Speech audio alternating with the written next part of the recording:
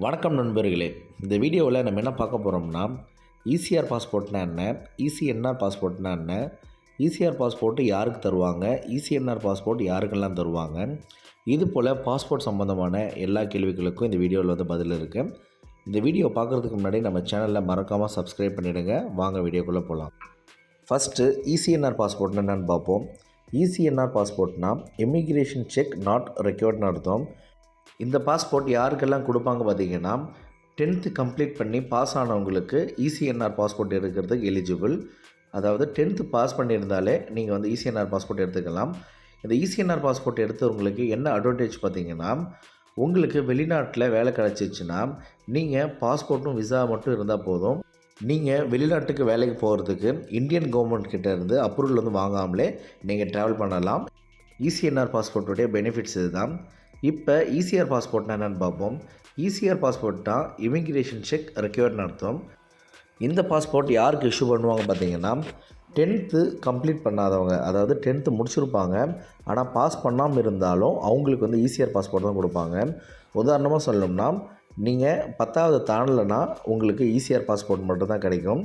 இந்த ECR passport எதுக்கு issue பண்ணுறாங்க பார்த்தீங்கன்னா, நீங்கள் ஒரு வேளை ஃபாரினுக்கு வேலை கிடச்சி நீங்கள் போனீங்கன்னா, நீங்கள் போகிறதுக்கு முன்னாடி இந்தியன் எம்பசிக்கிட்ட இருந்து ஒரு அப்ரூவல் வாங்கின பிறகு தான் நீங்கள் வெளிநாட்டுக்கு வேலைக்கு போக முடியும். அது பேர் பார்த்தீங்கன்னா ப்ராடக்ட் ஆஃப் இமிக்ரேஷன், அதாவது POEன்னு சொல்லுவாங்க ஷார்ட் ஃபார்மில். அது இருந்தால் மட்டும்தான் ECR பாஸ்போர்ட் வெளிநாட்டுக்கு வேலைக்கு போக முடியும். இந்த POEன்ற கான்செப்ட் எதுக்காக வச்சுருக்காங்க பார்த்தீங்கன்னா, 10th கம்மியாக முடித்தவங்க வெளிநாட்டுக்கு போயிட்டு வேலையில் கஷ்டப்படக்கூடாது அப்படின்ற காரணத்துக்காக இந்தியன் கவர்மெண்ட்டால் உருவாக்கப்பட்டது தான் இந்த POE, அதாவது ப்ராடக்ட் ஆஃப் இமிக்ரேஷன்.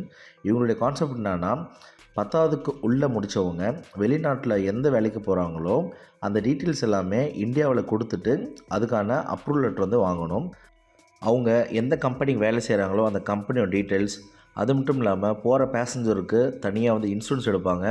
இது போல் சேஃபர் சைடில் அவருக்கு என்னென்ன தேவையோ எல்லா டாக்குமெண்ட்டும் அவருக்கு கொடுத்த பிறகு இந்தியன் கவர்மெண்ட் அவருக்கு POE கொடுப்பாங்க. அந்த POE வச்சு அவர் வெளிநாட்டுக்கு வேலைக்கு போகலாம். அது மட்டும் இல்லாமல் 3 வருஷம் நீங்கள் ஃபாரினில் வேலை செஞ்சுருந்தால் இந்த ECR பாஸ்போர்ட்டை ECNR பாஸ்போர்ட்டாக நீங்கள் சேஞ்ச் பண்ணிக்கலாம். அடுத்தது 50 வயசுக்கு மேலே இருக்கிறவங்க ECR பாஸ்போர்ட்டில் இருந்தாங்கன்னா அவங்க ECNR பாஸ்போர்ட்டாக அவங்க சேஞ்ச் பண்ணிக்கலாம். இப்போ உங்களுக்கு ECR பாஸ்போர்ட்னா என்ன, ECNR பாஸ்போர்ட்னா என்னென்னு தெரிஞ்சிருக்கும். இப்போ அடுத்த கேள்வி என்னென்னா, இந்த ECR பாஸ்போர்ட் இருந்தால் வெளிநாட்டுக்கு POE இல்லாமல் வேலைக்கே போக முடியாதா அப்படின்னு கேட்டிங்கன்னா, போகலாம். எந்தெந்த நாடுக்குன்னு பார்த்தீங்கன்னா, இந்தியன் கவர்மெண்ட் கண்ட்ரி லிஸ்ட் வெளியிட்டிருக்காங்க. அந்த கண்ட்ரிக்கு நீங்கள் வேலைக்கு போகிறவங்களா இருந்தால் மட்டும்தான் இந்த ECR பாஸ்போர்ட்டில் இருக்கிறவங்க POE எடுக்கணும். அப்படி இல்லாதவங்க POE எடுக்க தேவையில்ல.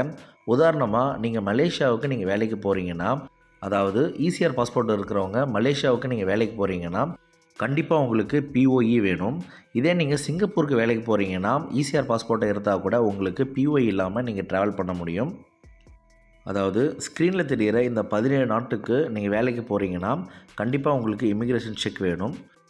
அது எந்தெந்த நாடுன்னு பார்த்தீங்கன்னா, Afghanistan, Bahrain, Iraq, Indonesia, kingdom of Saudi Arabia, Kuwait, Jordan, Libya, Lebanon, Malaysia, Oman, Qatar, Sudan, Syria, Thailand, UAE, Yemen.